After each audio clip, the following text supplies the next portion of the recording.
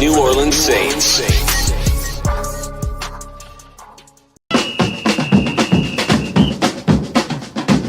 Who that say they gon' beat them Saints? Who that? Who that? Who that say they gon' beat them Saints? Who that? Who that? Who that say they gon' beat them Saints? Who that?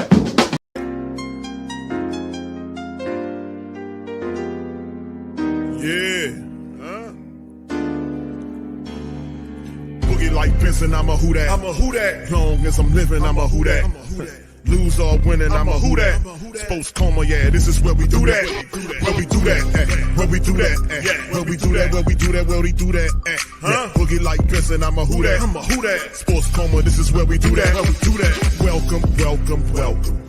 Somebody please better help. Running this thing like elf. I thank God every day I'm not a felt. Go to YouTube Live with Big Q and the guys. If you ain't ride or die, the bandwagon get flipped. Been marching in, that was way for the ring. I was yelling out your shame for the championship. Bucking on Tampa, duck down. Falcons, pluck, get shut down. Panthers ain't much touchdown. The vision really belong to us now. So much hate on the Saints, you could probably tell. Ever since Bounty Gate hit the NFL, when things seem fishy and you probably smell the crooked referees on Roger Goodell. Yeah, money like this and I'm a who that. Every day I'm living, I'm a who that. Lose or winning, I'm a who that. It's the sports coma, this is where we do that. Where we do that, where we do that, where we do that, where we do that, where we do that. Boogie like this and I'm a who that. It's the sports coma, this is where we do that. You're listening to the Sports Coma with Big Q and the guys on the PRO Media Network. The box score looked like it does on their offense. I feel like we had a chance in this game, and so teams battle offensively at the end of the day. We turned the ball over 4 times. We didn't do enough good. We didn't do enough good on offense to give ourselves a chance, and that's the unfortunate part of this thing. And so, we got a lot of stuff to work through and improve and get better at, and that's the journey we get to take. So. Yeah, we just need to find a way to create something on offense. It has more to do with the offense collectively. We're just not executing and playing at a high enough standard, and we got to find a way to move the football consistently, protect the football, and score points. And so, this is a pure full offensive evaluation point. We're not there. I think we just got to evaluate this whole thing in the next 48 hours on offense, find the solutions that give us the best chance to win. But Tyler went in there and, he looked the part. He made some plays. The one interception was unfortunate, gave us a chance to convert there. And so, we'll obviously make that evaluation here quickly and make some decisions moving forward. But, this had more to do with the whole offense just not playing well enough and hopefully trying to generate some form of a spark there. Unfortunately, it wasn't able to be done. Before the season, you would say Rattler's a guy, no need to worry about pulling him or anything like that. But is this maybe a straw that breaks the camel's back as far as today's performance? This is just, again, this has so much to do with the entire offense. We're not playing well enough. I got to coach better. I got to find the solutions. I'm not doing a good enough job, obviously, and trying to generate a spark. Spencer, I thought, he has done plenty of good through the course of this season when you look at it from a bigger perspective. We didn't move the ball well enough. We created some turnovers in this game, unfortunately, and so we need to find a way to get the thing going. And that's our project, and that's our efforts moving forward, is to find those solutions moving forward with however it looks. What went into the decision to make the change when you did? Because obviously you came out of your halftime and Spencer had that first drive. So was it something that happened on that possession? Yeah, I just felt like we were close. We just weren't making enough. We weren't getting it going. There was not enough on offense, and so I just felt like I was trying to create a spark, trying to create something that felt a little different, see if it would provide us with the urgency to execute at a higher level and play cleaner football. And there's some little moments in there, some good plays, but not enough collectively.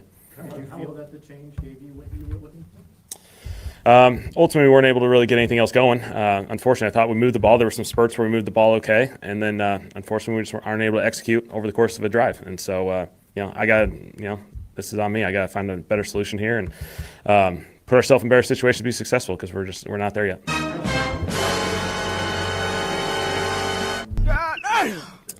Yeah, it's never easy. Todd and Tampa, they've always done a great job on defense. It's a challenge. Felt like he hung in there. Tyler hung in there. I thought he battled. We'll see how this thing progresses. What do you feel? You're putting a lot on yourself in the midst of all this with the offense, but what do you feel you should be doing better or different? Yeah, I got to find the solution so that we can execute at a higher level, be more consistent, and protect the football. And so, we got to be a cleaner football team, in particular on offense. Certainly showed up a lot today, and so that's on me. I got to do a better job of this. We're not there. We're not executing at a high enough level, and so I got to find the components and the pieces, and from a schematic standpoint, that'll allow us to do that. Why do you think Spencer wasn't able to bounce back from the turnovers he had last week? The ball security one was just, obviously protecting the football out in space. Guys are coming from in pursuit, and you got to be ready. There's always that guy that's coming from the backside, and that was an unfortunate one. And then the backed up one, I thought the guy made a tremendous play. But again, we got to protect the football, and that's an unfortunate sequence there. Kellen, have you had a point at any time in your career where you've had this kind of stretch, 8 turnovers in 2 games, and does there become like a snowball effect with turnovers? Great question. Defenses sometimes create those snowball effects. Unfortunately, we're in that, so the facts are the facts. We're turning the ball over too much, and so it's fair to view it that way. Has it happened in your career? Obviously, we've all gone through these moments. We got to come out of it a much cleaner, higher, efficient football team, particularly on offense. And so, again, we just didn't do enough winning football. You've done a pretty good job of not letting the quarterback thing become the story. The other guy lurking behind the other, like, oh, that's been pretty quiet. Like, now that the door's open, like, how do you keep it, like, so it's not a thing that becomes, like, divisive or, distracting or anything like that? Yeah, we'll navigate this thing over the next 48 hours, put ourselves in position to have a good week, get ready to roll. Again, I'm not into flip-flopping quarterbacks and all this sort of stuff. Again, this had just an element of, lately not executing high enough football and not playing well enough on offense and trying to create a spark. And so, I'm not into this back and forth game, but we do have to make some decisions here moving forward, really as a whole offense collectively with a lot of positions. So are you going to pick one or the other, or would there be any sort of competition this week? Yeah, no, we'll have to make a decision. We have to get the reps allocated properly so someone has a chance to be successful on Sunday. Kellen, how would you describe the mood in the locker room right now? Yeah, frustration. Guys are battling. I love this group. This group competes every way. You always talk about the play style and the physicality and the finish, and those components are out there. And so that's the tough part. We just got to play cleaner. We got to play. Your membership is more than just a card. It's your gateway to extraordinary experiences. With the AAA app. The consistency in all 3 phases where they can all complement each other. I thought, again, our defense, there were some really good plays in there. They had a drive or two that they kind of got some momentum going, but I thought our guys battled. If you looked at the box score theirs, I'd say, we'd have a heck of a chance in this game, and I thought teams-wise we battled as well. And so there were moments on offense, certainly. There were moments and gave us some momentum at times, but I just got to find the solution that works best for us.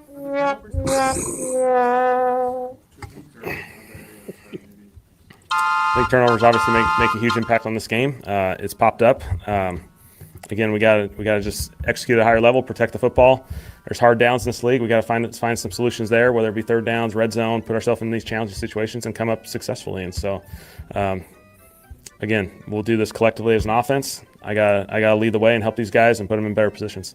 It seemed like Denver was extra aggressive touching the ball, and is that something that maybe they saw on tape? Guys losing the ball? I think they've always done an excellent job of it. Todd's defense has always attacked the football at a really high level. I do think when you create turnovers, when your offense has turnovers, it's the old they see it in the waters, and they see that there's an opportunity presented there, and the defense sees that it's close, and if we can keep attacking it, odds say based off evidence that's previously happened that we're going to get this football at some point. And so we just got to address it and kind of get ahead of this thing because it's been a couple weeks now. Yeah, I told him what I told you guys. I'm trying to create a spark here. I'm trying to create something on offense. Hang in there. I love Spence. I love Tyler. I love these guys to death. So these are never easy things. They're really, really challenging because I know what these guys put into this thing each and every day. But we're just trying to find a formula that works to our advantage, and we'll continue to address that. You mentioned that there was concern with the way that the offense was moving or not moving to liking, but there's also been sort of this moniker over the course of the season about 3-pointers and layups. Are you dissatisfied with the amount of layups that are being taken? Like, do you want to see throughout this whole game? We got to find explosive plays, absolutely. We got to put ourselves in situations to allow it. Can't be playing from behind where teams can play all this fun blitz and coverage game, and you play in those situations, it's going to be really, really hard to ever get anything downfield. We got to put ourselves in better situations, I think, more than anything. We have a shot downfield and we get a sack at the +40. It's, that second drive of the game, we feel like we're moving the ball, and then, protection issues, and then, we don't get our shot downfield. Now all of a sudden, we're close to getting a field goal. Now we're punting. And so there's just too many opportunities that we're not getting those chances.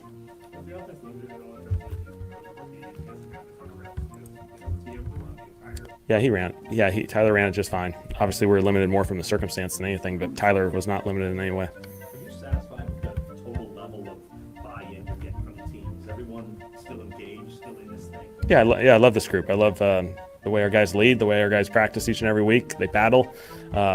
I love the effort that we play with. We just got to play some cleaner football and give ourselves a chance to be more successful. And so, there's a lot of little details in the leagues. There's these really small margins in the NFL. Oh, that's all you have to do. Margins in those gaps. Oh.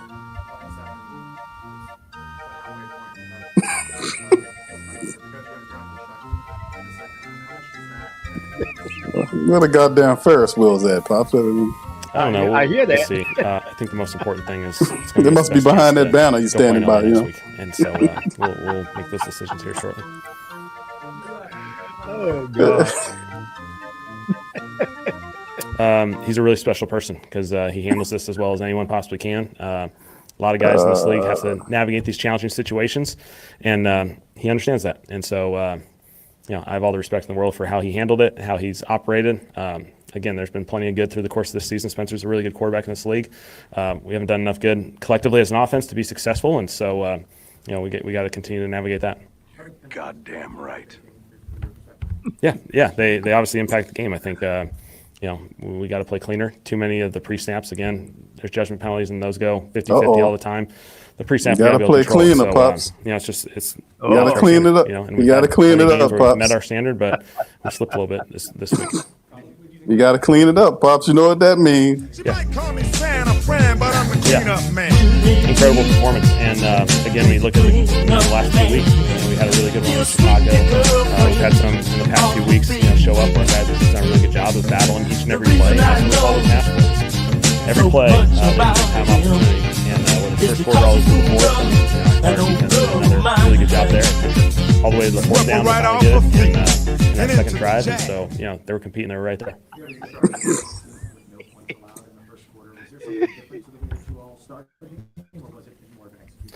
Our guys executed really well. I thought there's urgency. All right, let me put the kibosh on. Okay, Kellen. Thanks a lot, Kellen. Thank you, man. Appreciate you. All right, shout out to the fam. Appreciate y'all for being in the live, man. Sorry I wasn't on the live today.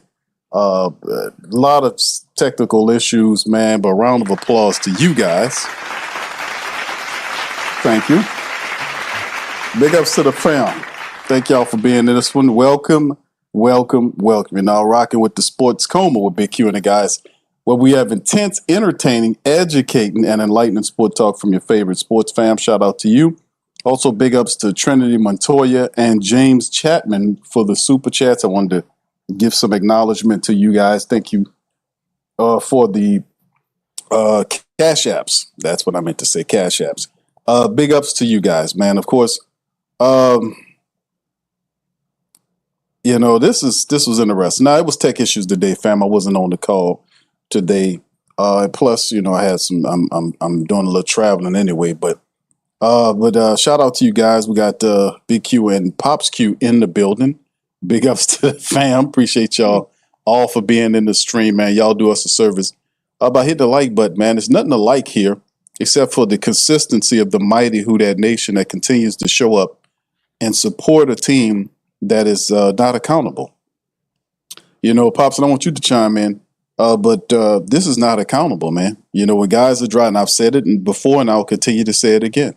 If you want to turn around a bad football team, and this is just looking at experience, like when you watch all these other teams, to turn around a bad football team, you have to have accountability. Guys, if they dropping passes and missing blocks and all this kind of stuff, they cannot see the field. I don't care who they are. I don't care if they're Juwan Johnson, Chris Olave. I don't care who they are. If guys are hurting the team, getting penalties, it happened with Devon Godchaux. He had a penalty that helped the offense convert a penalty, get them a first down off our penalty, and he was out there the next play, the same play. That's not accountable, man. No. And then of course you look at the players. The veterans are supposed to be the leaders of the team, but there are no veteran-only meetings or no only player-only meetings to stop this slide from happening. And I've said it before, and I warned you guys, The Saints have been infected by the last 4 years of funk and losers, and you got a bunch of check collecting guys that don't want to hold each other accountable. They're too busy patting each other on the shoulder when they need to be kicking each other in their rear sides. That's what I'm talking about. But, Bob, I'm going to give you a chance. Let me hear from Spencer Rattler. He was benched today because of horrible play. You know, Spencer just didn't look good. Let's see what he had to say. You know, he got his hand on it. It was good play by him. Try to move on after that one. That was tough. But, you know, thought we were going to respond and, you know, try to bounce back from that. What do you think overall has been the main theme of the turnover struggles with the last couple of weeks? Last 2 weeks, you know, I think last week I started pressing. I don't feel like I pressed at all this game. I think got careless with keeping it high and tight on that first drive on the run. Would have had a great run there. And then I think the tip pick was unfortunate. So, yeah. Man. No, I knew I wanted to play a cleaner game. Wasn't happy with the fumble, obviously, the first drive, but try to respond in the right way. I think as a group, we just, you know, starts with me. We got to just execute better, see things better. Credit to their defense. They did a lot of great things. Knew they were going to give us a lot of different looks, which they did. But no, I don't feel like I put too much pressure on myself. I just, you know, had to control those moments and tuck the ball tighter, literally. For your guys' drives across the midfield, like, what are you seeing kind of, that's been a season-long thing of not being able to convert things the way you guys want to? Was there anything you were seeing today? Yeah, I mean, we were converting on third down well. You know, our numbers were okay in the first half. You know, they brought some good pressures. We had the right answers versus a good amount of them. You know, could have got the ball out maybe quicker on some checkdowns when we crossed that 50-yard line. We knew that was a high-pressure area. You know, a couple missed ops, but got to watch the tape and see what happened when we crossed the 50 because it seems like we couldn't really get anything going once we passed that 50. So we got to watch the tape, figure that out. What's next? Like, how do you handle this week now? I mean, I just go at it the same way. You know, it's part of the game. I've been through adversity before. I'm going to be a good teammate, have good body language, still be a leader. You know, so I just got to show up to work, keep a smile on my face, keep working. And, you know, you can only control what you can. I've said that before. So control what I can and keep attacking the same way. Were you surprised with the decision? A little bit, but, you know, hey, no bad feelings at all with Kellen. Nah, ain't no surprise, Spencer, my man. guy. He's awesome. He's been awesome all year. And, you know, we haven't really gotten turnovers, anything going on man. offense, you know, the last 2 weeks. So, you know, hey, understood. Just got to show back up and figure out what we need to get better at. All right, and I hate to cut Spencer Rattler short right there, man, but I mean, yeah, it's no surprise, Spencer. You know, let maybe these other people will tell you some BS, bro, but there was no surprise. I mean, actually, I'm gonna pull that back. It was a surprise because I thought they were going to do that to him last week, but they actually gave him an extra opportunity after halftime to get something going, and it didn't end up well. So, no, really. In the the microcosm of everything, I think they handled it pretty fair with Spencer Rattler on the call. Now, there were drop passes. There are always drop passes by the usual guys. You know, Pops, there's always drop passes. And all this love that goes around, it just doesn't show up in production. You heard what Kellen Moore just said about loving these players, but these players obviously don't love them enough to really go out there and work harder to get a win, to compete and make catches, to make blocks, to do the things that fundamentally speaking that we just don't do well time and time again. The only thing I have, Pops, to say, if Kellen Moore really wants to fix the Saints, and he really can fix the Saints if he has the proper temperament. He doesn't have to cuss and spit fire out of his throat and all this kind of stuff to get at him. All he has to do is bench the guys that aren't doing what they're supposed to do. But to do that, he has to be real by looking at the tape and seeing that guys are coming through that offensive line like a sieve. Guys are still dropping passes. Guys are not blocking when running plays are happening. Like it was a play when I seen Rashid Shaheed, Chris Olave, I think it was Chris Olave, y'all, or Elvin Kamara, I forget, y'all correct me in the chat, where it was a pass out in the flat. And, you know, it's a pass out. Actually, it's a check down throw down the line of scrimmage, setting up like a little wide receiver screen, so a screen in which Rashid Shaheed was supposed to block a cornerback, and Rashid Shaheed is pity patting with the dude as opposed to blocking him, So it's like at some point you're gonna have to take these guys out of here who don't want to play the game the way we need them to play to win. Missing blocks and all this kind of stuff. The offense was putrid today. The defense did what it tried to do. The defense did as much as they could do. I can't flame the defense. This was an offensive just out of array. Pops, and the question I asked the mighty Who Dat Nation, the Great Saint Think Tank, y'all please answer this in the chat for me. As the Who Dat Nation, the Great Saint Think Tank, the most intelligent in the business. Y'all tell me this. Y'all answer this question. How do the Saints go week after week? Week after week. You heard Kellen Moore stand up there and say they're having good practices. This dude sounds exactly like Dennis Allen. I'm sorry to kind of bring that ugly possum face spirit into the show, but the reality is, how do they go week to week, go through a full week of practices, and this is what they're putting out there offensively speaking? Guys not knowing what they're doing. Guys can't block. Guys can't set up screens properly. They don't do anything well enough to have an impact on the game offensively. So my question is, how are they able to go every week and have these practices and show up in this game and they couldn't do a damn thing? They couldn't do a damn thing. How are they this bad? And they're practicing week after week. How are they that bad? I just don't get it. But Pops, I'm sorry. What do you thought about today's game? People are saying in the chat that Brian Kelly is fired. I didn't get that alert, fam. I know that I've been monitoring that situation. I know that Coach Kelly, the LSU coach, y'all know that's also our squad, who's also stinking up the joint. Boy, we can't get no quarter here. Right now. I didn't get the news. Maybe y'all got a little head from last check I got. It was in a standoff as a disagreement over coaching staffs, that they're demanding that he either fires some of these people that he has or be fired. That's the last thing I heard. Now, if y'all heard something, LSU fired him, Brother Patridge. I didn't get that alert. Anyway, I'm gonna keep looking. But anyway, Pops, I'm sorry. What are your thoughts on what happened in the matchup, and kind of explain to us why the Saints lost this game today? Well, turnovers and bad execution of the plays that the coaches will issue. The coaches put them in the right position, but these players are not executing the plays like they should. The ball is coming out too late. That causes problems because the quarterback's getting sacked. The boy got to run. The offensive line is like a flower sieve. It doesn't stop anybody. They can't stop a run block. We have no run. We don't have a running game.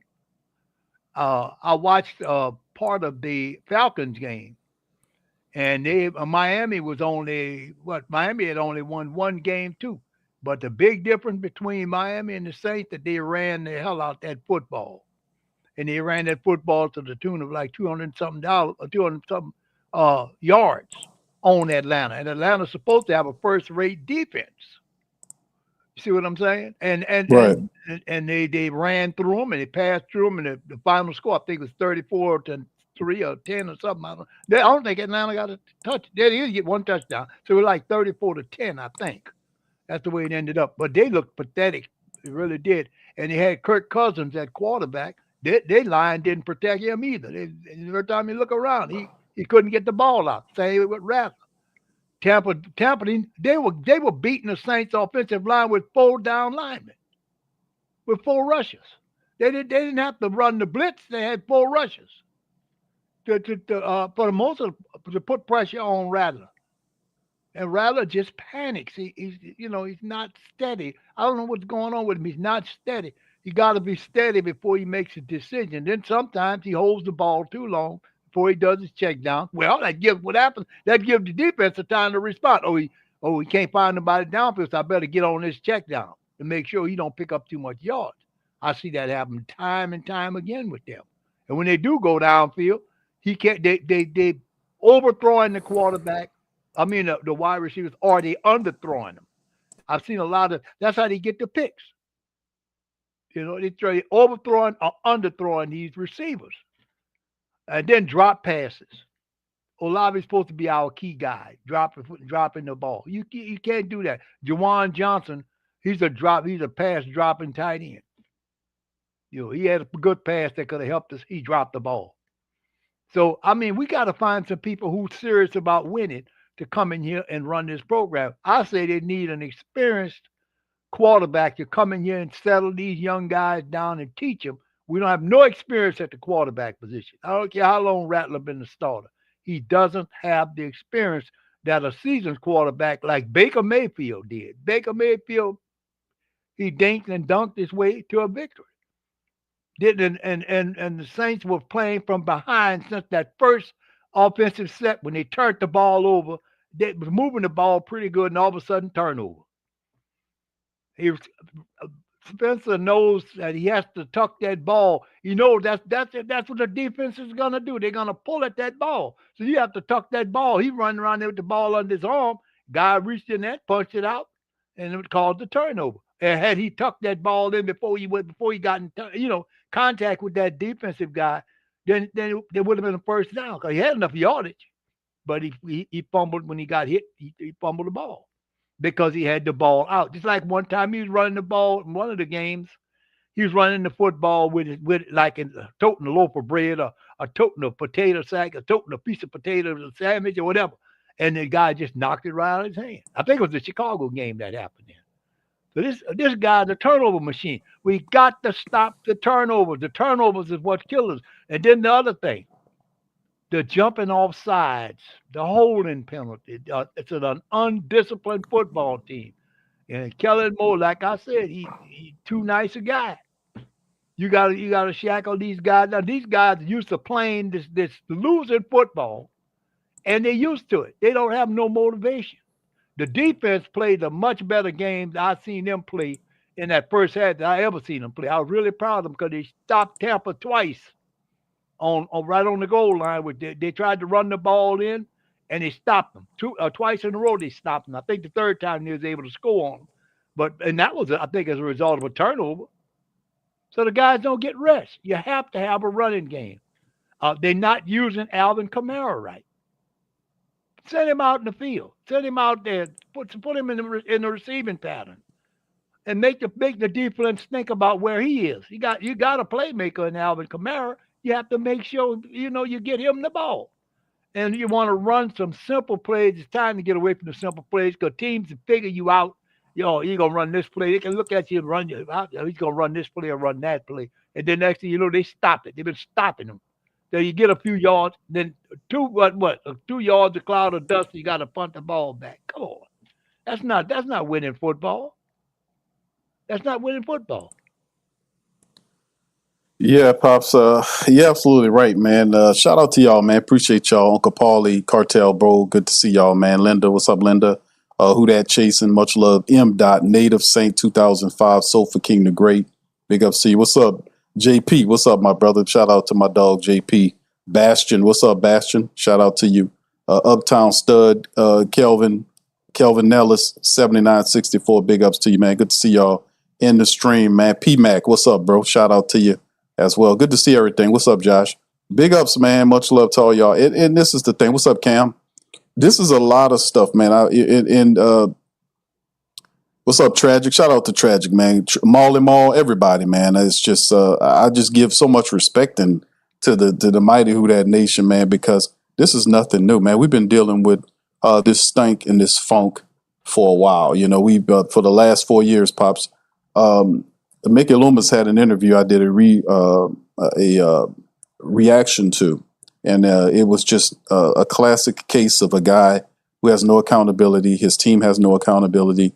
You do not, if you want to set a culture, and Kellen Moore starting out very bad. I mean, if he's trying to teach them or create a floor in which they're supposed to use this year as a springboard for next year, because obviously the Saints, I was saying it was over with at 1-5. They don't have, because you can see it in your team. You can see it in your team. You can see if your team has the ability to be able to fight its way back into something, like they have that spirit. Like, even though we're not perfect, you're not going to outgut us. You're not going to outperform us, And for the most, and what I see the Saints don't have, there used to be players that used to tell people the truth regardless if they wanted to hear it or not. If you're a veteran player, you're supposed to have earned that right to be able to get on these people. But the veterans, I guess the veterans can't really do anything because they're the ones screwing up. It's the veterans that are dropping passes. Chris Olave wants a contract, and Chris Olave's not consistent though, and it's not just on the players. A lot of it stems to the coaches because the players are a direct reflection of what the coaches are producing. If they weren't, then they would not play them, and they shouldn't play them because they're not doing what they're supposed to do. They constantly roll out repeat offenders. And what I mean by that, constant mistake makers on film, guys that are repeatedly and constant offenders making mistakes on film, whether they're not blocked, they're missing out on blocks, they're dropping passes. Juwan Johnson dropped the 4th down ball. It's just, I just don't really like what I'm seeing. I think they're giving the money to the wrong people. I think Juwan Johnson should be in the trade discussion. There was rumors, Pops, I don't know if you heard and seen the rumors about the potential trades that involves Rashid Shaheed. This was something that came out by ESPN. Yeah, I know, fam. I know I just showed the report about Kelly. Yeah, Kelly didn't want to give up his staff. He was trying to keep some of his staff, and they said, get your ass out of here. And they got to settle one. So, yeah, Frank Wilson will serve as the interim for the rest of the season. And listen, y'all know I'm an LSU guy. I'm good with that. What's up, T-Mama? Shout out to the queen, man. Shout out to the queens out there, man. Appreciate y'all so much, man. And listen, I'm what's up, Debbie? Shout out to Debbie. I'm upset, man. I am upset. I really am, man. I'm upset, and I'm holding it together because I don't want to blow a gasket. I blew a gasket on the previous show because, to me, what I seen, the kind of football the Saints played today, offensively speaking, was just egregious. It was just awful. I mean, they couldn't do anything. I mean, and the reality is, what is it just that these other teams are so radically better than the Saints? And you look at it, you see that, because I don't want to take nothing away from Tampa Bay. Credit to Tampa Bay. Tampa Bay did what they were supposed to do to win this game. They were opportunistic. They had their hands in it. And the Saints are just not smart enough.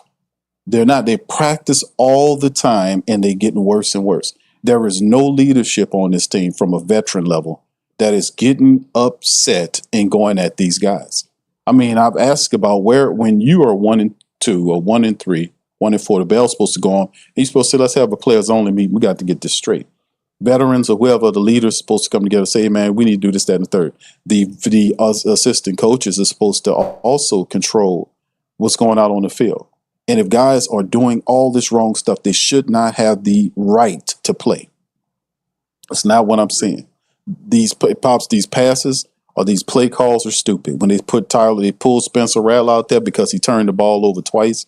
This guy, he had a bad fumble, which he was just scrambling, and then it didn't secure the ball properly. The guy punched it out. They work on that all the time. They got these fumble drills. When you leave the pocket, you become a runner. Your main objective is to protect the football. He didn't do that. He gave the ball up.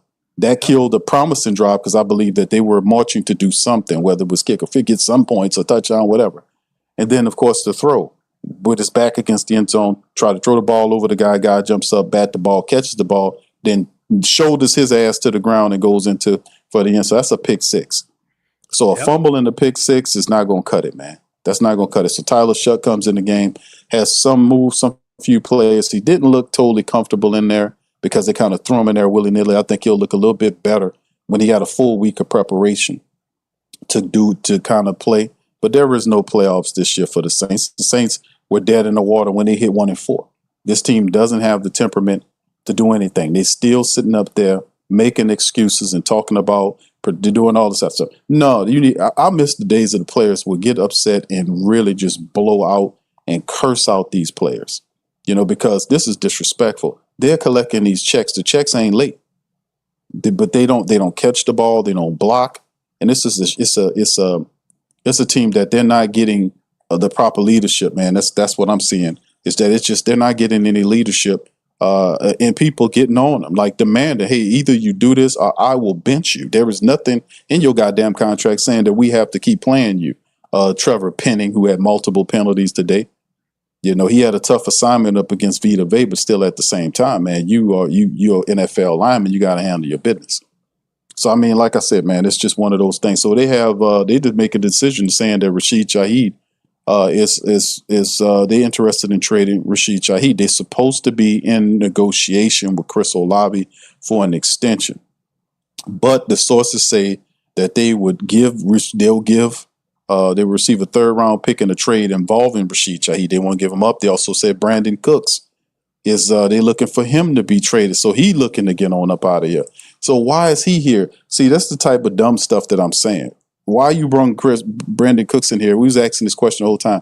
Could not get the man fitted in offense. Got him running around on plays where he obviously is a liability. He can't block. He don't even try to block. But all of a sudden, now it's trade situation. Juwan Johnson should have never got the $10 million. Can we trade him? Can we trade Pete Werner? Some of these guys have to go. If we got to trade DeMario and Cam, I'm good with that too. Because, they'll be, whether they traded them or not, they'll still be Saint for life guys. They'll come back and, and with all this other kind of stuff. I don't care about that right now. All I care about is the fact that this team is a bum team. That this is the 5th straight season of losing. And they're going to try to forget about the last 4 years under Dennis Allen. And when that's not going to cut it. Our memory is a lot longer than that. You can't ask for more time to be patient when we gave you 4 years. And now you got this year's worst, by far the worst of all the years. So it is Kellen Moore. I like Kellen Moore as a coach, but Kellen Moore is not going to win any games with the Saints unless he gets tougher in his temperament. This week, I love everybody. Big, wide, 1,000 teeth in your mouth ass smile is not going to cut it with these players, and you telling them they love you, and these guys are not even showing up for you. They saying, yeah, we love Kellen Moore, but they don't love Kellen Moore to go out there and catch the ball for him in tough situations, to go out and make blocks in tough situations, to come up with the play, to make the tackles, to block on special teams, to do the stuff necessary to win. So don't miss me with the love and all this bullshit. Prove it to me by handling your business that you're getting paid to do. And none of that's happening. You don't hear Cam Jordan, you don't hear DeMario Davis, all these dudes up in here. None of them, they quiet as church mice because some of these guys are the main offenders of why the team stinks. The veterans have failed the Saints this year. It wasn't the young players. They're going to sit up here and talk about the young people and the Saints, all this kind of stuff. These young people were out there making plays to the best of their ability. It's the veterans that failed the Saints. It's the DeMarios, the Cams, the Chris Olaves, the stupid, garbage-ass, weak-ass Juwan Johnson, all these type of players. These players have failed the Saints repeatedly this year, and it's an insult. All right, shout out to you, Brent. Thank you. We're going to go over the stats, man. I want to hear what you guys got to say in the chat. Brent says more turnovers than points. Oh, yeah, man, that's absolutely horrible, bro, and that's a real talking point. Thank you for that, Brent. Thank you, man.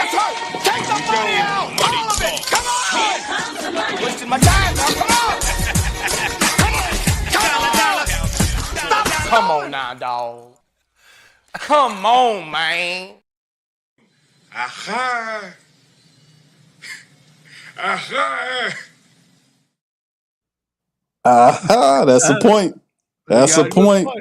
That's a great point right there by Brent. Thank you, Brent. Appreciate you, man, for that. And he also drops, he says, we need a Ray Lewis. Thank you, brother. Appreciate you for that as well. Yes, we do. Much love for that. So, yeah, man, it's interesting, man, to say the least, man. But it just sucks, man. But yeah, this is a done deal, Pops. And I tell you, boy, what's up with our sports, Pops? What's going on with our sports? The Saints stink. LSU got just destroyed and annihilated in Death Valley by Texas A&M last night. They fired Brian Kelly. He's out of here. And then the Pelicans are 0-2. Pelicans 0-2. I watched that, and they lost that game in the last few minutes. That ain't a bad idea. They played pretty good. They led most of the game. I mean, they were making good plays. And then what his name is, Emisi. Emisi got hurt. Emisi, yeah. Yeah, Emisi. He got hurt. I think after he got hurt, then they kind of lost it in the tail end because Emisi got hurt like in the third quarter, if I'm not mistaken. And he back, Pops. He back. But he didn't play in the San Antonio game. No, he there was a report that I got today that said that that he and Carlo Makovic are healthy. That they went through a full practice. So the injury, he's not. Yeah, so that's good news. To get him back. But yeah, that's something else. But yeah, it is that is. I'm thinking from this point, and it's kind of redundant for me to kind of ask the question: is we got the Rams coming up next, right, Pops? The Saints are where? Where are we? We're 1-7. 1-7. Are we 1-7? Possibly one. The team is 1-7. They're 1-4 in the dome. That's just horrible. That's terrible. That they're 1-4 in the dome right now. Yes. And what happens here? We have a fire sale and get rid of all of these guys. Would you give Chris Olave an extension, Pops? Let me ask you this: Would you give Chris Olave an extension, or would you trade Rashid Shaheed? He didn't look good at all today, by the way. But how would you handle the situation with some of these guys that are still on the team to accrue more picks? Would you trade assets like Olave? Would you extend Chris Olave or Rashid Shaheed? How would you? What do you think? Your thoughts on that players? Because we're approaching the trade deadline, and those names are red hot names. Brandon Cooks as well. Well, Cooks is basically a camp body, or on the team. I mean, he don't make very many catches. They don't throw him the ball enough. I don't know what kind of plays they call, but the plays they call in, the team can't execute those plays. I believe that it may be time to get rid of Olave because he's not what we're looking for. He's not the deep threat that we need. Well, Shaheed has he's a pretty fast kid. If we can get somebody to get him the darn ball. If they can get him the ball, I think he's pretty fast. They got to get him the ball. The guy, Rattler, you overthrow him, and Shough threw a pass out there, but he just got in there, so he was green. He would couldn't do it. It's really, like I said, I wouldn't be extending Olave a contract because he hasn't earned it.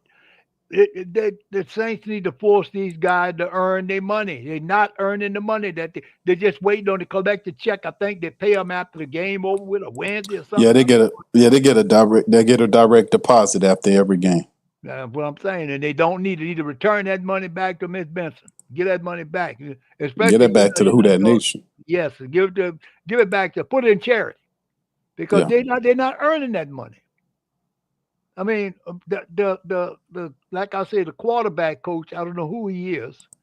They can come up with some ways to help this kid. I mean, you gotta have a running game. I mean, I watch Miami, but they had a couple of little running backs on it that ran the pants off the Atlanta Falcons, ran them out their own stadium, big beautiful stadium there too. They got over there. They ran them right out of it, 34-10. They beat them 34-10. So. I'm just like I said, I don't know. I don't like the direction the team is going in right now because I am tired of the losing. I sit here, you and I, we sit here and all listen to Who Dat Nation. We all sit here, watch the same. There's no variety. Mix the plays up some. Do some different things. Instead of the same plays that people have figured this team out. We don't have a quarterback like Drew Brees used to be.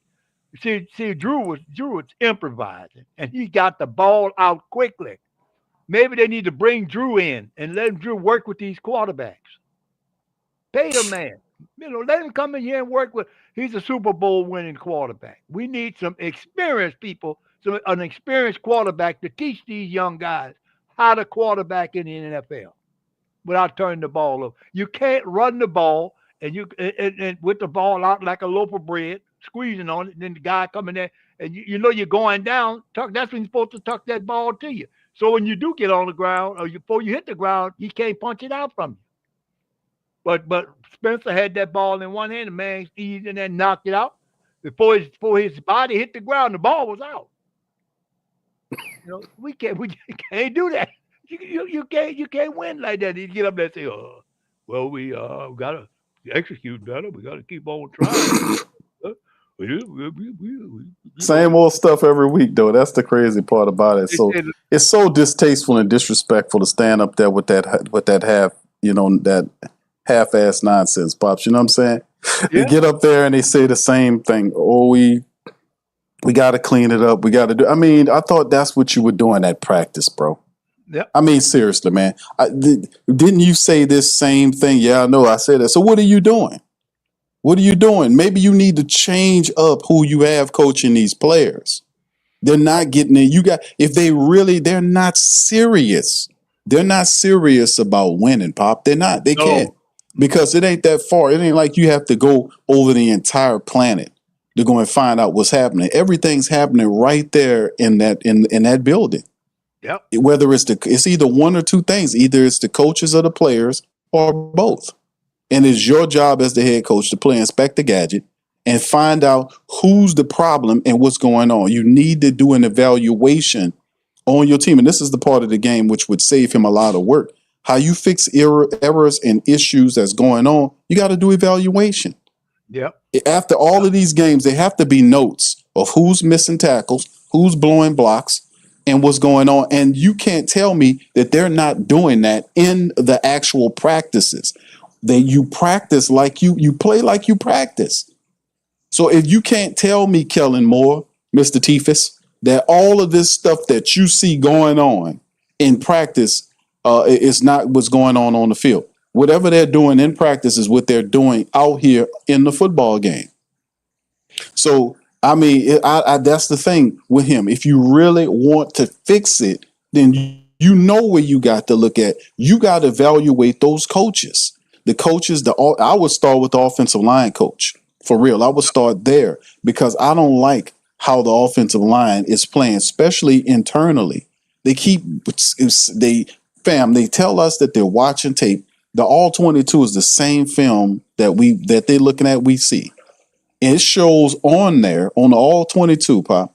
It shows the offenders and the repeat offenders. Yeah, it's always these inside guys. Now, Bastion asked me about how the backup center did today. I think the backup center Luke Fortner did okay to me. I thought he did okay today. Yeah, Fortner did okay today. I'm just going to be honest with you. He did okay today based on what I seen from him. It was okay. Wasn't nothing blowing it out the building, but he did okay, bro. But I still see problems everywhere. It's like when you move beyond the offensive line, it's a commitment to blocking. Like guys don't have the same commitment. Guys don't put lean into it. You see guys like they ran a screen where Elvin got behind a wall of Saints blockers.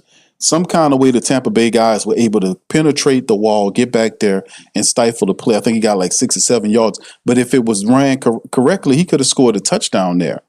So I don't understand why they have so many issues knowing who they're going to block and committing to blocking. I would start there because if those guys are doing that in practice, they shouldn't be playing. They shouldn't be playing because you don't know what you're doing. You don't need to be on the field if you don't know what you're doing. Yep. So are they serious about fixing this, man? Because what Loomis is not going to spend, he's going to go into a timeline and says, well, we don't have the players to win right now. He said that in the last interview and that he's good at 1-6. And I just said, I don't want to use a strong word for Mickey Loomis, but I despise Mickey Loomis. Let's just be honest. I despise Mickey Loomis. I don't like him. He's petulant. He's ignorant. He's stupid. He's blind. And I really think that he has a touch of dementia, for real, Pops. I think the guy got dementia. And I just really tired of him. I just want him to go far away somewhere, preferably to an edge of a volcano with a platform that's not too good. I want him to just go well away to a cannon somewhere, somebody aiming at the moon. I mean, somewhere where they got craters at and there's known accidents of things that fall from the sky in this particular area. Just go over there and vacation there. Get you one of them long beach seats that you can sit there and just wait for the sky to bless you. All I can say is I'm just tired of what I'm seeing from him because these people have no accountability. They're not going to put any pressure on these guys in this team. You need pressure to develop diamonds. We don't have no pressure in this building. There is nobody bringing the pressure. They're talking this nice talk because these suckers are banking out and making money off the team, and they know they bad, and they're not giving a full effort, and they're not going all out, and that's because they're getting paid. That needs to stop. So I mean, I am just tired of Mickey Loomis and this bullshit. There is no pressure, fam. You need pressure to produce diamonds. The Saints don't have any pressure except for what me and you putting on them. Nobody else expects them to do a damn thing. Not even these dogs. If they really believed that they were really as good as they say they are, they wouldn't come out here and produce 3 points on offense and sit up here and walk up to the microphone and tell you, yeah, we just got to clean it up. I got to execute better. Don't tell me that. You told me that last week and the week before that and the week before that. Yeah. You say the same thing every week, bro. Mm. You don't mean what you say, because if you did, you would keep it real, bro. Stop appreciating to losers who are dropping the football and say, hey man, you got to point people out.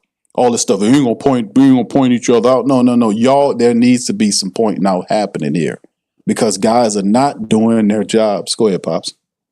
I'm thinking because I mean, if you don't drop a pass and then there's nobody around you. Oh yeah, if the pass for Juwan Johnson wasn't that long, and it was a fourth down play. He could have converted that fourth down. He's got the hands to do it, and he turned around. He just dropped the ball. He just quit on the play, and he's not the only one. Olabi, all these guys are dropping passes. You have to make those complicated catches. That's what you get paid for. You can't just run, and you're trying to go for the ball, and the defensive man trying to go for the ball. You make sure you try to get it. Don't let him get it. And then, but if we had a quarterback that could lead our receiver, somebody's got a strong enough arm, and the guy get 5 yards behind the defender, that's supposed to be quick 6. That's supposed to be a touchdown. Overthrew the ball. And they never went back to the play again or never tried to go downfield. They too vanilla in their plays. And their offensive plays, they're too vanilla. The teams have figured them out. That's one reason why we down where we are with only one win. And only win we got, that team that we played was worse than us. They turned the ball over 4 times. So they're worse than us. That's how we almost lucked up on that win. Yeah. Yeah, you're absolutely right, Pops. I mean, this is tough sledding, man, for anybody to deal with, man. I'm just because it's just when you look at them, it's systematic, fam.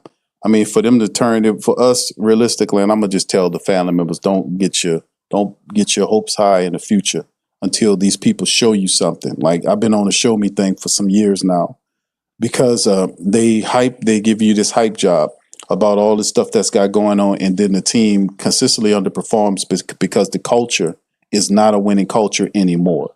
Kellen Moore, if you're coming into a losing situation, you can't come in here with all nice. You got to come here with a hammer.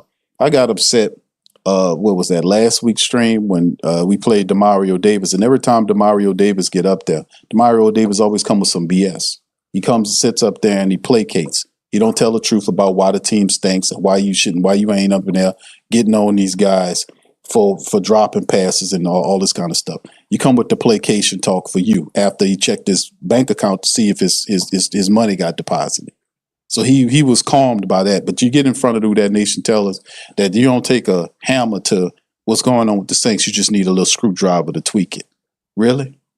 That you won't talk of that right there. Like, man, this is supposed to be your leader, family. This is supposed to be the team captain and the leader of the Saints and one of the more respected players on the Saints team talking like that about you, to you, telling you that, like you too stupid to realize what's going on with the team. That was insulting. To take a hammer, you take a hammer to this team because this team they're a pile of losers. And I'm not saying nothing new. You can look at their record. Say, Q, how you say that? They're 1-7. They're 1-4 in the dome. Ain't they 1-4 in the dome?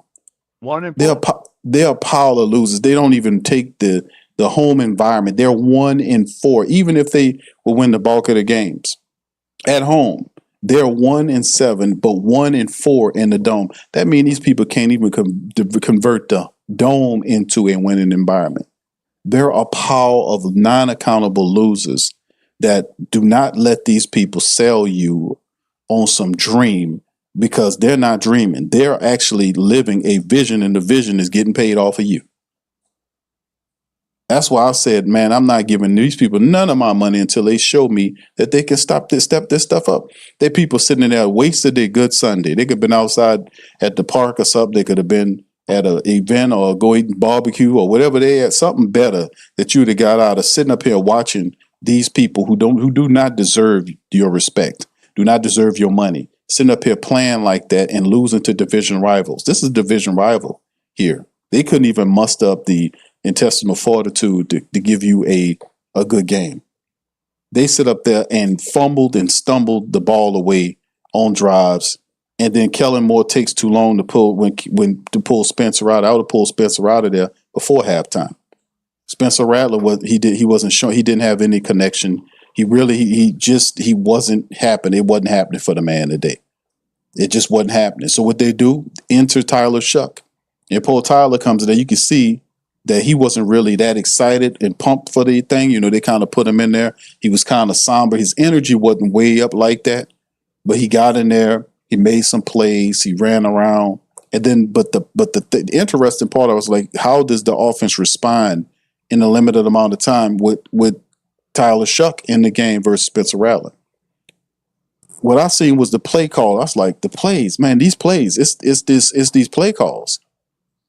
Same plays they were running for Spencer Rattler, they threw it in for Tyler Shough. And it's these play where it's the same predictable play. The right wide receiver in cut, the little slant play. I mean, Shough threw it to him. He kind of hit the back of the guy, but it's the same play that we seen Spencer Rattler run at least 4 or 5 times earlier in the game. This is Fire Marshall Bill ass dude who's your offensive coordinator, who's standing up there with Kellen Moore trying to make the call. Fire Marshall Bill. We're gonna talk about play calling. Kellen Moore needs to come up off that play calling. Need to do something else, because this is not gonna count it. This ain't gonna cut it. So in the end, man, it's just a lot of foolishness that's going on, man. That we need to check, man. But anyway, listen, fam. Let me hit these stats for y'all before. But listen, Tyler Shough, man. Another thing before we go into the stats, fam. This is one thing I want just to add on it about Tyler Shough. I think it was totally wrong for Kellen Moore to get up here at the end of this press conference when asked the question about will Tyler Shough get the start next week and all this kind of stuff.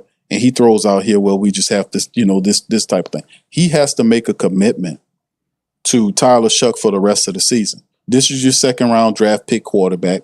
You gave Spencer Rattler an opportunity. Rattler did what he could do based on what he had. It's just what it is. This is what it is, right? In my opinion, I thought he was a little too conservative at times during the season because of the pressure. If he throws too many interceptions, they were going to bench him. But the reality I was saying, like, hey, dude, go out there and live. Because whether you throw the interceptions or not, if you don't get wins, they're going to end up benching you anyway, and you might not have the interception. But if they're not picking up wins, they're going to end up benching you anyway. So it was just not. It wasn't happening. They responded well. So all this love and all this kind of stuff is bullshit, man. If you love somebody, do something for them. That's what you're supposed to do. You catch that ball, make that tackle, that sort of thing. Don't miss me with the love bullshit. But outside of that, with Spencer Rattler needs to, Tyler Shough, it needs to be a commitment to Tyler Shough for the rest of the season. He needs to get all of the reps, and if this is your guy, and remember, that's Mickey Loomis and them said that this is the guy. So Tyler Shough, I want to see him. He looked big in a big quarterback, 6'5", standing tall in the pocket. He threw the ball down the field, overthrew Rashid Shaheed, right? We usually see guys underthrow him. He overthrew him. So they got to get their timing right for as long as Rashid Shaheed is going to be here, right? He might be traded. Chris Olave might be traded. We might be looking at a total different unit, period. But at the end of the day, what I'm saying is this is just a complete mess. And I really don't think that Kellen Moore could fix it unless he gets more aggressive in his approach and checking these players and accountability. You don't make accountable these, you don't make excuses for these players. You got to call these players out. Like, I remember old Jim Moore used to do that. Jim Moore used to call people out. You don't sit up here and play this nice bullshit with these people. And they're in there 1-7, man. Nice is out the door. Nice is out the door. They 1-7 and they losing in the worst ways, and they practice all damn week. Fam, every week they practice. Every week, every damn day, damn near, except for what, Monday and what, Mondays they off after the game. They shouldn't be off. There shouldn't be no off days. I mean, I don't know if it's legal within the contract for them to have after the game, but if it's not physical, their asses need to be studying something. They need to be looking at tape. And then Tuesday, Wednesday, Thursday, going up into the game, then people practice all week, and this is what they turned out. And Tampa wasn't doing nothing that difficult where they couldn't put up points. They were dropping passes. They were fumbling the ball. They were doing all this asinine stuff. Just ridiculous. Anyway, let's hit the stats, man, and then we'll get our last thoughts, and then I will hear Pop start on what he thinks about Tyler Shough's opportunities going forward. But the family member said it. We're lined up for the first round draft pick, and you can get happy about that if you want to. But listen, there's still Mickey Lomas running the show. And if you do draft a really good player, who's to say the Saints can develop him into anything? Look what they got. They don't even know what they're doing. The Brandon Cooks thing was so stupid. They talking about trading Brandon Cooks now. Why is Brandon Cooks here? We asked the question. Why was he here in the first place? Why would you spend money on Brandon Cooks and then they failed and we gonna trade him? I mean, I don't even understand that. Why isn't Jawan Johnson a part of these talks to trade? Why don't we trade his ass? He ain't nothing. He's nothing. He's garbage. And that guy is what he is. He's always going to be a guy that doesn't block well and misses catches that you need him to make. That's what he's going to be forever. That is in his DNA. What you're seeing from this guy, you won't see any better level. He doesn't have a higher level. His level was to level up, get the bag, and then level out. And I level up to the bag. I got the bag. Hasta la vista to you guys. Yeah, it's just ridiculous, man. You know. But anyway, let's hit these stats, man. All right, look, here it is, Pop. 17-14 first down. Saints led that stat at least. The third down conversion, Saints was 8 of 16 on third down. Bucs was 3 of 13. Saints 2 of 4 on fourth down, 1 of 2 for the Bucs. The total plays, Saints had way more plays than the Bucs, 71-56. Yardage was 275, 212, advantage Saints. 11 of 10 on drives, advantage Saints. The Saints averaged 4 yards a play, 3.8 by the Bucs, not too far off. Passing was 227 versus 124, advantage Saints. Rushing attack, Saints had less than 50 yards rushing today. The Buccaneers had 88 yards, so the Saints defense really did a good job of limiting the Bucs rushing attack and holding down Baker Mayfield, right? He was not all that good. He only had 124 yards, so they held him down. And all the Saints needed to do was kind of score a couple of touchdowns. The first 1 to 21 sort of thing. Couldn't do it. 15 attempts, 3.2 yard average on 48 yards rushing. They can't run the ball because the offensive line is garbage. They're 0-1 in the red zone. The Bucs were 1-2. The penalties, Saints had 8 penalties today for 40 yards. 4 for 25 by the Buccaneers. And let me tell you something. The referees had a lot of favorable calls for the Saints in this game. Y'all know what I mean. There was a lot of stuff that happened in this game that I was like, hold on. This game should have been way longer than that. There were a few plays that happened that with the help of the referees that really kind of kept this thing from getting blown out the water. And I was like, wow, man, they took that away from them. Oh shit. Then we might get a game, but they could not do anything of worth offensive to be respectable. None at all. And here's the rest of it right here, y'all. This is the time of possession, 32-56 for the Bucs, 27-04 for the Saints. Saints had 4 turnovers in the game, fam. They had 2 fumbles lost, 2 picks in the game. 4 turnover game for the New Orleans Saints. And when that happens, man, you're not going to win. And the worst part about it, you get done in the dome. It's just so awful. Spencer was 15-21 for 136 yards and an interception. He was sacked 3 times. Tyler Shough came in there and was 17 of 30 for 128. He also had a pick. The ball was kind of placed slightly behind Chris Olave. Fam, what y'all think? Now, y'all know football. Who's, I ain't going to say fault, but when, Pops, you seen the ball. When Tyler Shough fired the ball to Chris Olave, it was behind Olave, but it's not a catch that I haven't seen Chris Olave not make. I've seen him make a lot more difficult catches. The ball hit Olave in the hands. Right, he fired it and Chris spun around, and the ball hit Olave in his hands, and it looked like it kind of went through his hands, kind of bobbled in between the hands in the face mask area.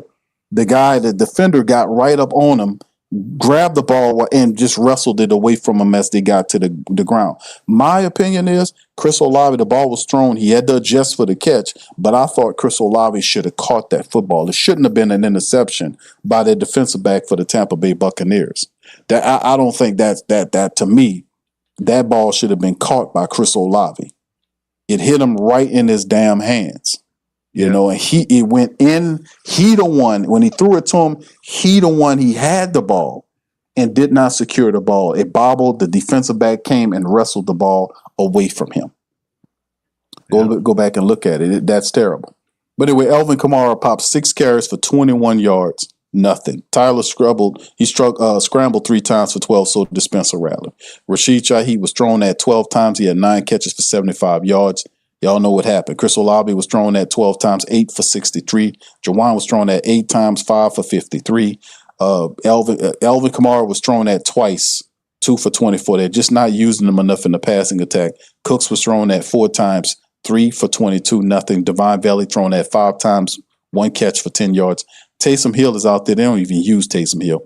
I think he had 1 run today. Yeah, 2 runs for 6 yards. He had 1 catch off a target for 6 yards. They're not even using Taysom Hill.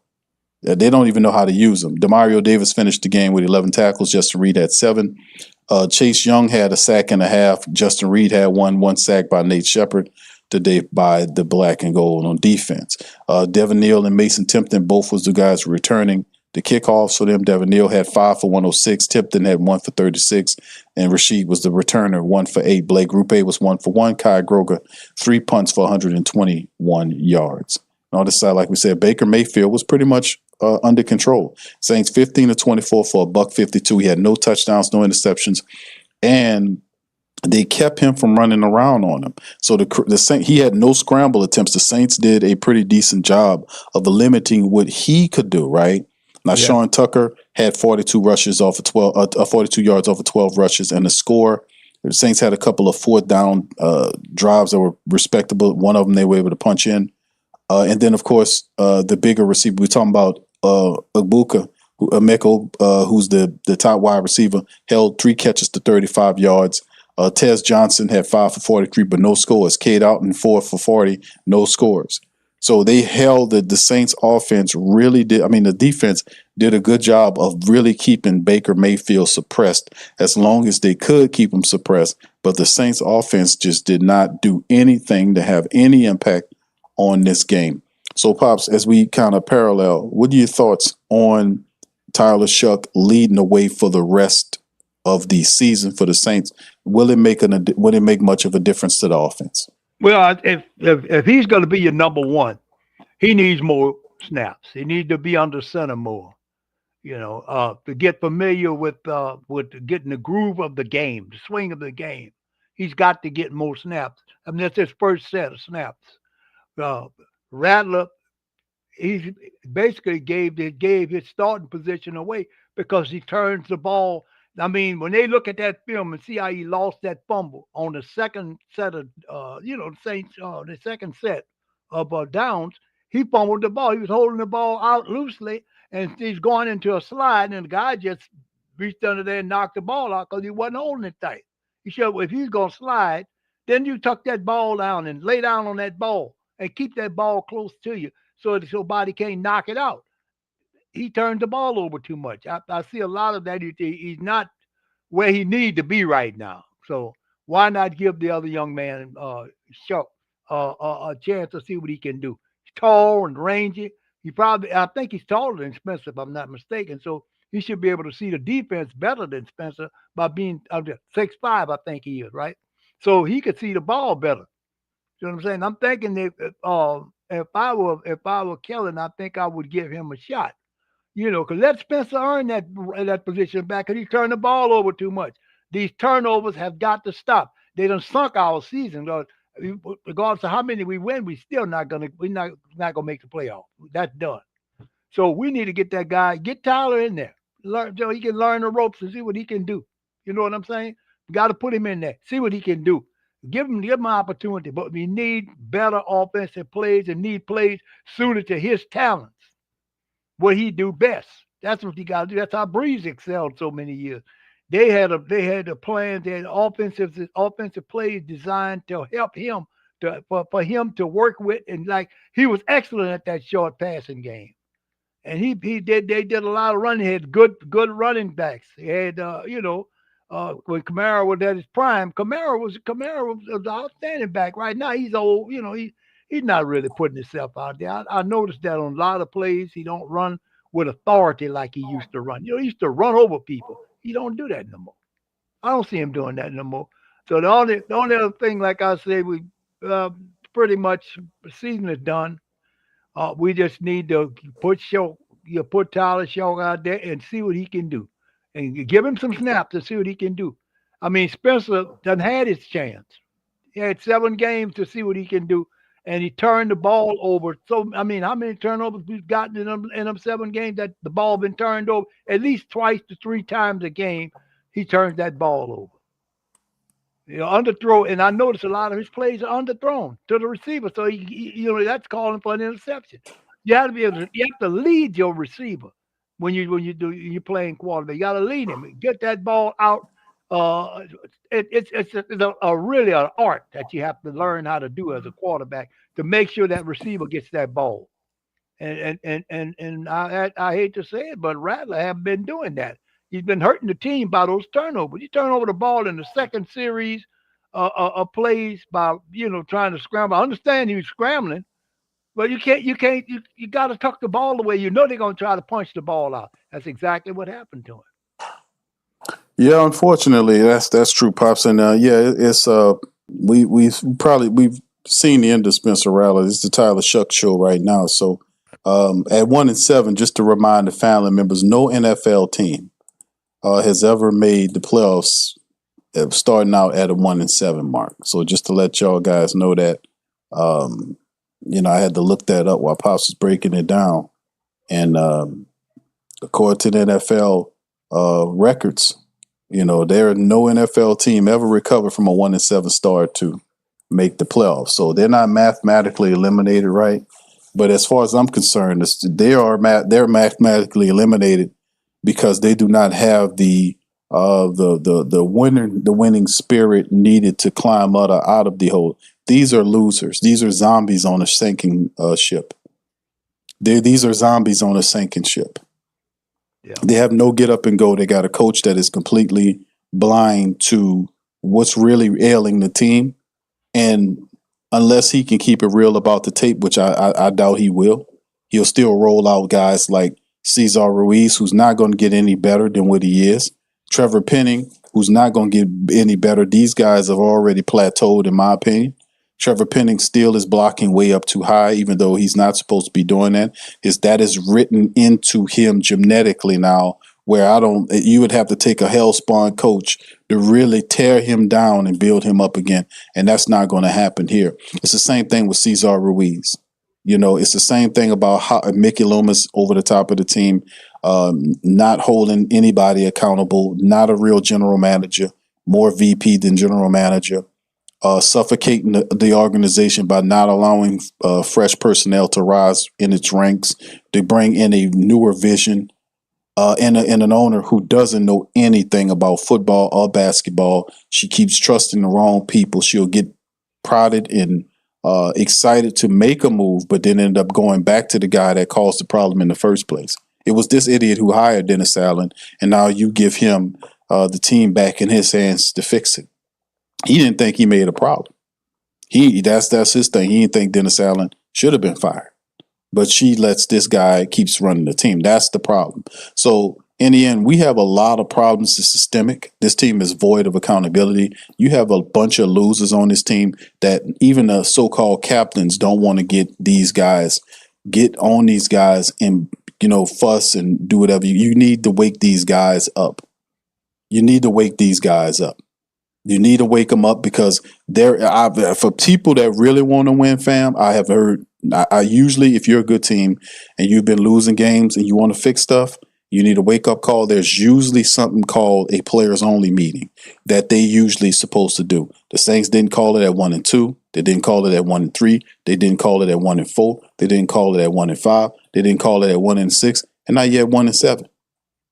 You see what I'm saying? These are losers. They don't see any problem or anything wrong with it. And if you call them out, something's wrong with you. You got to have faith and just believe everything they say. We're not believing nothing that you say because you don't deserve that. You haven't earned that. Mickey Loomis is not a leader. He's an idiot and a moron and a charlatan. You look at what's happening with this team. This is a creation of him. You have to be able to put pressure on these young coaches to get it right. As long as there's no pressure, then Doug Nussmeier can keep doing what he's been doing, which is calling these vanilla, stupid, dumb plays. And not taking advantage of the defense, running into stacked box, as opposed to audibling out and doing something different, teaching your quarterback this, that, and the third, and where to look at when the blitz come. If they're committing all these players coming, that means there's one-on-one matchups that's out there that you need to take advantage of. Studying the tape properly, pulling players that do not deserve to start out and putting the guys that are ready to start, the Torricelli Simpkins. Those type of guys. We need those type of players in there to help us out. So even in family, and I'm not trying to disparage y'all, because you got to hold on to something, right? The family members like, damn, Q, we got to hold on to something, right? Yeah, well, hold on to the truth. How about that? Let's grab a hold to the truth. Then what's the truth? The truth is what I just said it is. The Saints are a buffoonish, stupid, losing team. They're a pile of losers who don't want to get it right, and they're going to ride this loser wave till the end of the season, and they're going to collect their checks and go into the end of the year, and that's how they're going to do it. And even if they do manage to get a top pick in the draft, you think they're going to do the right thing with it? You think they're going to develop the talent that's needed to win? They can't. If you don't have accountability, you don't have anything. I'm just being honest. If you don't have accountability, you don't have anything. You can't. These guys have to have some type of discipline imposed on them when they do stuff. When Divine Godchaux did that play where the Saints stopped him and he had that stupid penalty that gave the Tampa Bay Buccaneers that first down, he should have been pulled out of the game. What happened? He was in that as the same play. Where's the accountability in that? When Chris Olave dropped that pass, when he dropped that ball into the hands of that guy, it's just all this kind of stuff. When Rashid Shaheed dropped that pass, he dropped a couple of passes. When he fumbled the pass, he should have been pulled out. He shouldn't have got an opportunity to play right away. Now we're gonna chill on you right now. Anytime you hurt the team, there got to be some discipline for that. You can't roll these dogs back out there after they hurt the team. There's no you have to have some type of discipline in line for people that hurt the football team and cost you opportunities to win. You can't let them go and walk and pat them. You can pat them on their back after you give them the discipline and let them learn that way. You take players, you deprive players the right to play in games when they hurt the team. This is not what we're seeing here. So I question the overall intelligence in terms of the Saints of what they're building here, because without accountability, they don't have nothing. You can't be accountable and explain to me why Cesar Ruiz is still starting at that right guard position. You can't when Torricelli Simpkins is a better guard than he is. You can't. You can't explain to me why that offensive line can't block or move the pile or dominate the line of scrimmage. You can't explain to me that. And they watching that tape every week and practicing every week and seeing these guys do the same thing they're doing in these games and then pretending like they're not doing it. We just got to clean it up. What you mean clean it up? If you heard a guy says clean, a guy that's like me. I watched the video where Umar Johnson cleaned his bathroom toilets in the FGMB, his school. He was cleaning out of the toilet. He was cleaning the toilet. Y'all probably seen this. Crazy. Somebody said I seen the video. That's like him cleaning the toilets with the dirt, with the shit water out of the toilets, rubbing it, not knowing what he doing. You see what I'm saying? But this is a guy that know a lot of stuff, but he don't know how to clean the toilet. That's what I'm looking at with Kellen Moore. I'm like, dude, you know all this stuff, but you don't know how to get these guys lined up with accountability and make them pay when stuff happens. It's just crazy talk. Like, I don't get that, man. And until you show me you can do that, I promise you guys, you're not going to see the kind of team you want to see, because there is no, like Coach Payton. Coach Payton's gone in the Hall of Fame. But what makes Coach, and I hate to kind of, I'm not going to compare the two. I'm just making a call about what we're seeing in Denver. It took him 2 years to get Denver turned around. You know why? Because he came in there with accountability. He came in there with and had them guys walking on eggshells. That's what you have to do. You have to have a little, you know what, in you to be able to get these players. You can't be totally cool with these players because they're gonna just step on you. They're not gonna always do what they're supposed to do. You know, you gotta hit them with the power of God. Sometimes you really do. You do. Yep. You got to operate. Now, Tony Dungy, Pops, he didn't operate like that because he was a soft-spoken man. But Tony Dungy would pull you out of the game if you wasn't making plays. He wouldn't let you do that. You know, he wouldn't let you hurt the team. So in the end, that's what I see from these people, Pops. I think it's a raw and a shame. I don't know if the Saints will win another game for the rest of the season. I really don't. I don't think they have the ability to be able to fix what's going on with this offense consistently. Might sneak out a win or two here or there. But I don't expect them to win anything because they obviously don't know what they're doing. For them to keep this guy, get his ass up to the podium after every game and say the same thing over and over again, that they got to clean it up. Fam, if he's saying that guy don't know what he's doing, man.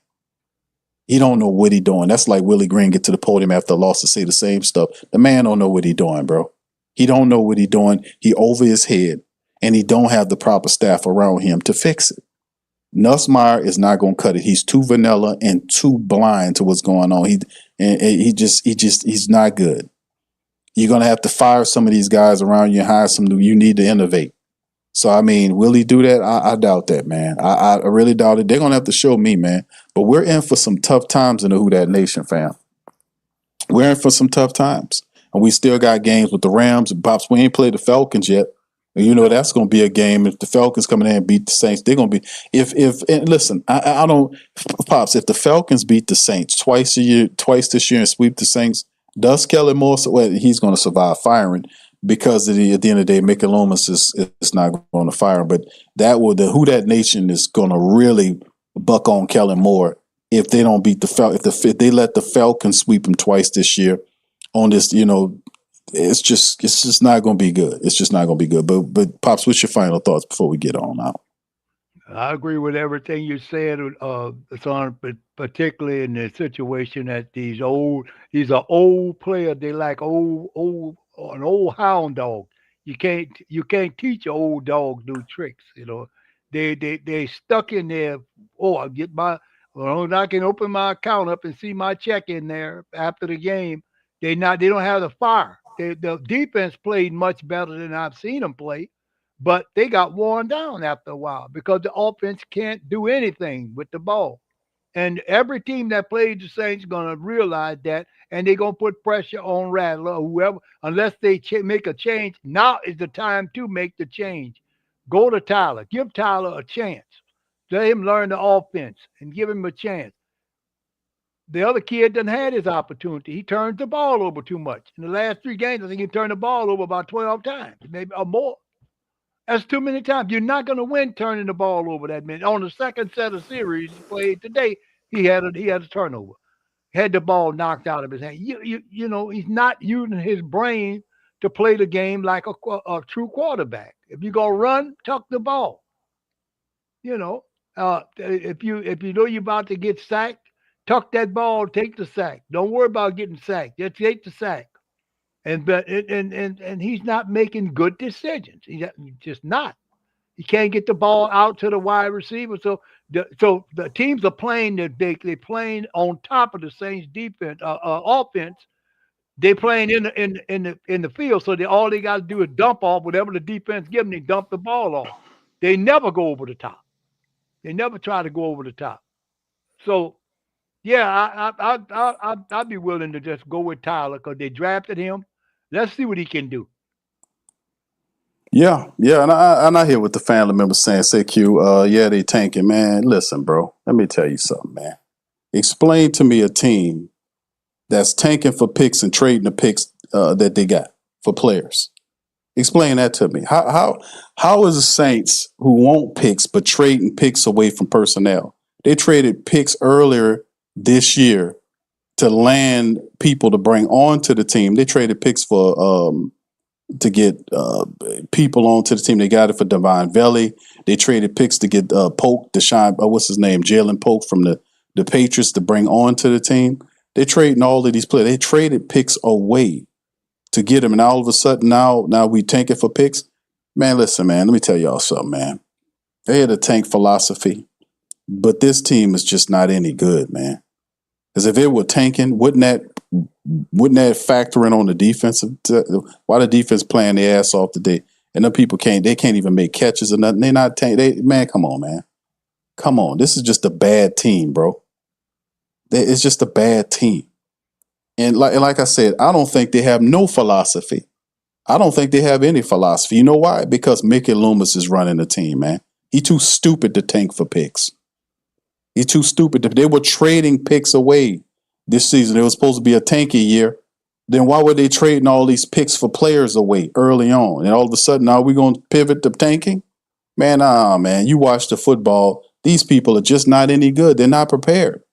They're not going out there and just, oh, yeah, we're going to just tank for some people that we're not going to develop. Man, come on, man. I'm not buying the tanking nonsense, man. I know bad football when I see it, bro. And it's not because they're that bad where they say, oh, we're going to just drop this fucking football right here, because we're going to try to pick up the first round pick. Nah, man, no. I'm not buying it, bro. I'm sorry.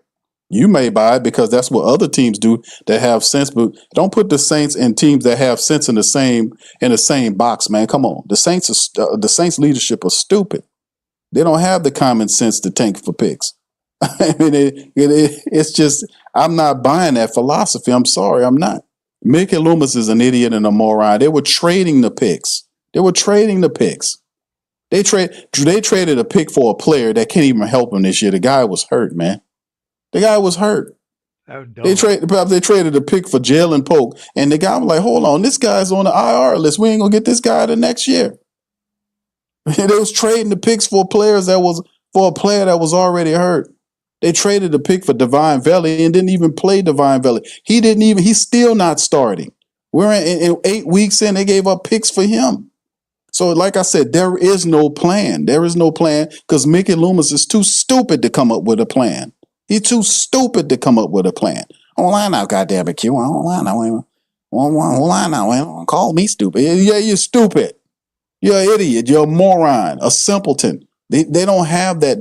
Y'all have the right spirit in what y'all saying, but the wrong team.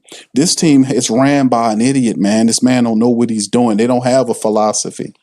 He started off the year saying they wanted to win, and then this week saying we don't have the players to win. That's bullshit. Yeah, they got the players to win. If you do what you're supposed to do. Hold on, fam, let me ask y'all something. How is it that Chris Olave wants an extension with the New Orleans Saints, but he's dropping all these touchdown passes? You going to give it to him? You going to give it to him? You got 40-plus catches. A lot of them were basically catches within the last that they're throwing on crossing routes that's 4 and 5 to 6 yards out. Not a lot of catches that's 10 yards or more that you're hitting on them. The majority of his catches were within the 10-yard parameter. You going to cut him a check? The pass that he could have dropped into the hands of the defensive back was usually one that he catches. That's a Chris Olave. That's a Chris Olave. Y'all paying Chris Olave? Huh? Would y'all have paid Jawan Johnson? Would you have paid Chase Young?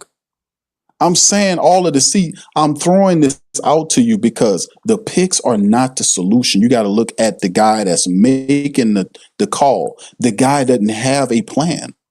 If it was all about the picks, then you would not have traded picks for players that can't help you today. You see what I'm saying? Or there would have been a pressure on you. Okay, if they represent capital, then Divine Valley should have been playing over Brandon Cooks. How was Cooks in the lineup and three wide receiver lineups when Divine Valley was healthy? You gave up picks for him, and now all of a sudden you want to trade Cooks who shouldn't have been here? They don't have a plan. They don't have a plan. So listen, y'all are right with what you're saying about, tanking for picks, all that. Smart teams that know they can't do no better, they might manipulate that strategy. But you're not talking about a smart team. You're not talking about a smart team here. This team does not have a plan. They don't have a plan, fam. They don't have a plan. And for the family member said about Simpkins, dog, stop living on PFF, man. Stop. Get your head out of the PFF stuff and put it in the film. Torricelli Simpkins, I don't care what no PFF saying, man. Come on. PFF, like they the word on some shit. PFF gives shit wrong all the time. Their ratings ain't all accurate, bro. They're not the word of God. You need to pay attention to your eyes. And you look at what Cesar Ruiz is. Cesar Ruiz is topped out. He's not going to get any better than what he is. And listen, I ain't languishing you. I'm just letting you know, man. Stop charting that like that's something, bro. That PFF shit ain't all that, man. They get stuff wrong all the time. It's not a sure metric that everybody say, oh, hey, man, PFF, oh, shit, I got the bad. Well, you're right. The PFF said it's come from the mouth of God. No, it doesn't. PFF don't know what they be talking about, dog. I watch the film and I see who has a better upside. Simpkins has a better upside than Cesar Ruiz. Cesar is not getting any better. He's actually losing. His game is getting worse and worse and worse. He's not consistent at anything that he does. He's terribly inconsistent. He should not be starting. I'm just being real with you, bro. You might not know that about this PFF stuff. People like to tell you because a lot of these networks that you watch, they be shouting out that PFF shit because they get a cut of them profits. But PFF don't mean shit to me, dog. I watch the film and I see what they do. Watch the film. Come up out of the PFF thing and put the film on Ruiz and watch Torricelli Simpkins. The majority of the Who Dat Nation would pick Torricelli Simpkins over Cesar Ruiz any day. Because they know that even though he makes mistakes, he has the ability to get better. Cesar does not. He is not getting any better. He doesn't challenge himself. He should have been the best offensive lineman on this team 2 years ago. He's not getting any better. He is not. So anyway, Pop's last thoughts. I give it to you before we leave, bro.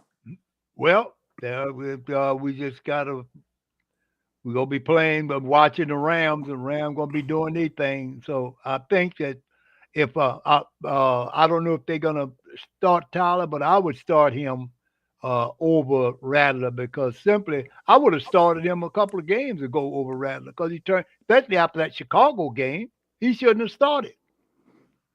So hopefully they'll get some. They'll start learning something. I mean, they're playing just for pride basically right now. So all I can do is just hope maybe that they'll get better. Some of them coaches need to go. Like I never heard of this Nussmeier guy, except for his son played for LSU. Need a coordinator, Pops. And I know he's the coordinator. I know, but I'm just saying his son plays for LSU, and he ain't doing shit there either. They both ain't doing nothing, Pop. They ain't doing nothing. I tell you what, man, we got gonna have to get better. We got to get better. They're gonna have to tighten up.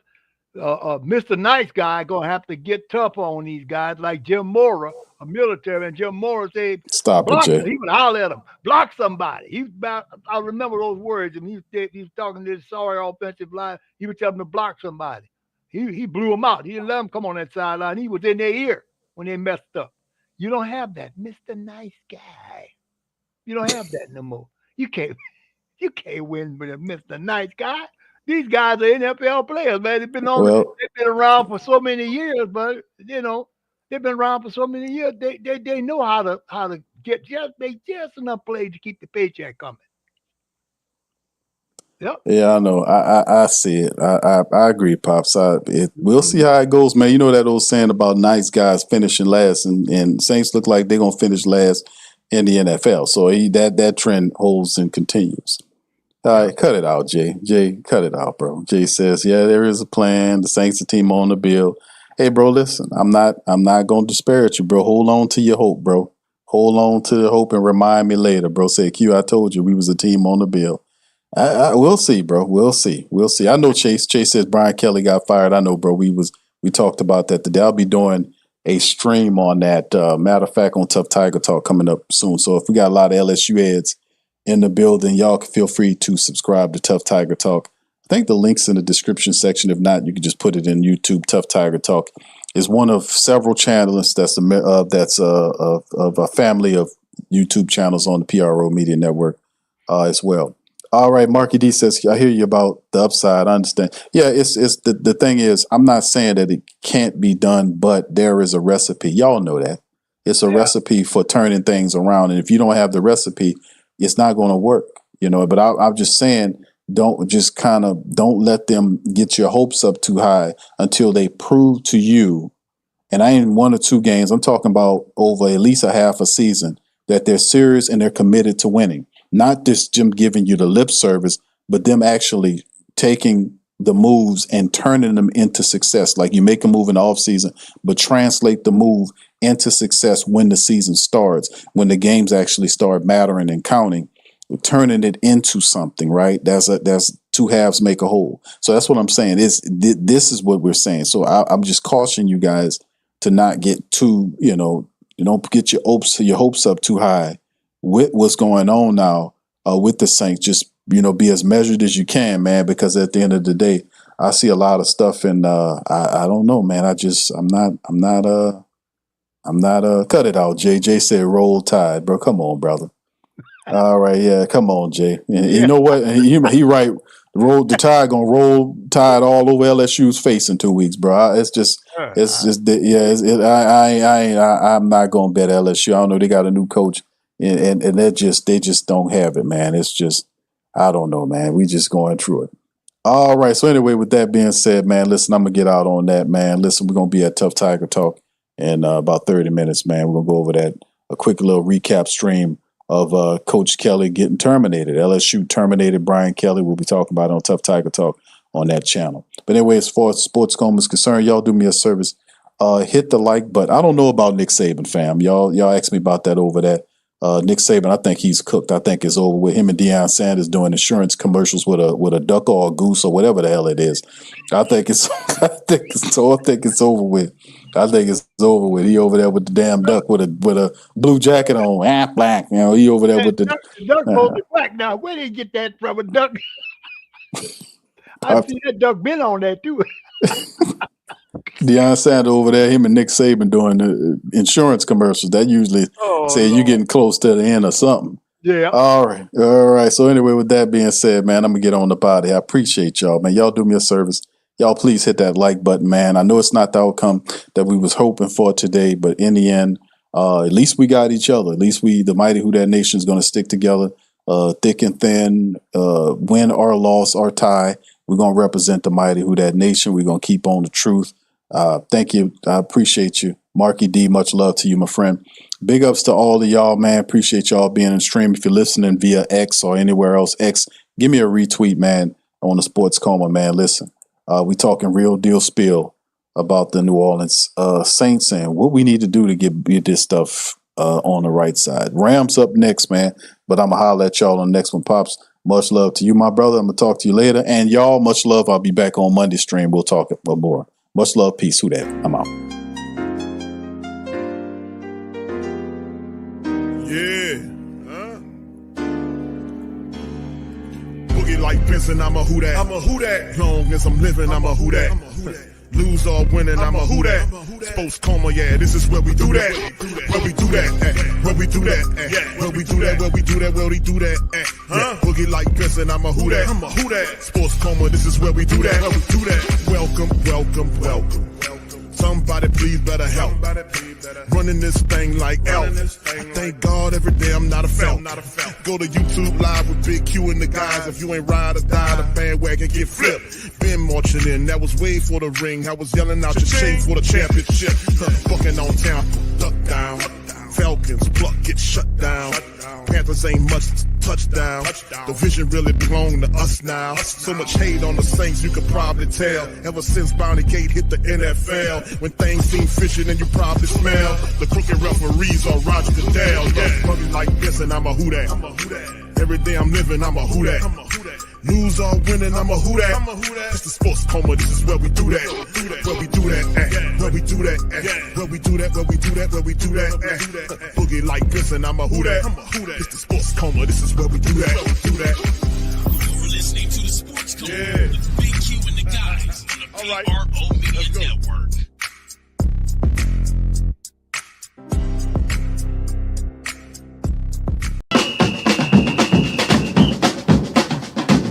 Who that say they gon' beat them Saints? Who that? Who that? Who that say they gon' beat them Saints? Who that? Who that?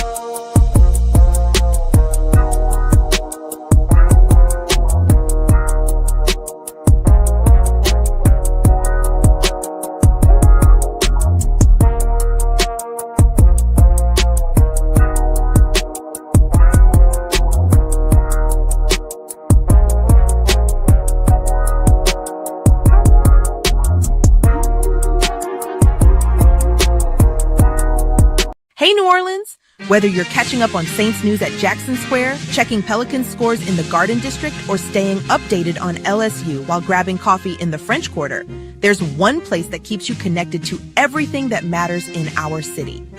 From Bourbon Street to the Superdome, from Preservation Hall to the riverfront, New Orleanians are staying in the know with the WhoDatDaily.com, your daily source for Saints, Pelicans, LSU, and all the sports, music, and culture that makes our city special. At work downtown, at a game in the Dome, or just relaxing by the Mississippi, wherever life takes you in the Big Easy, you can stay connected. Because when you're from New Orleans, you don't just live here. You stay in the NO. That's stay in the know. Visit the WhoDatDaily.com and never miss what matters most to Who Dat Nation. Stay in the NO, you stay in the know. Welcome to the Pro Shop, where we create authentic NOLA-inspired clothing for men, women, and children. From Saints jerseys to Pelicans gear, everything's crafted right here in New Orleans. Whether you're shopping the Pro Shop, the Pel Shop, or the Pro Shop Kids, we've got your whole family covered with genuine merchandise that represents our city's spirit. Check for links in the description section below.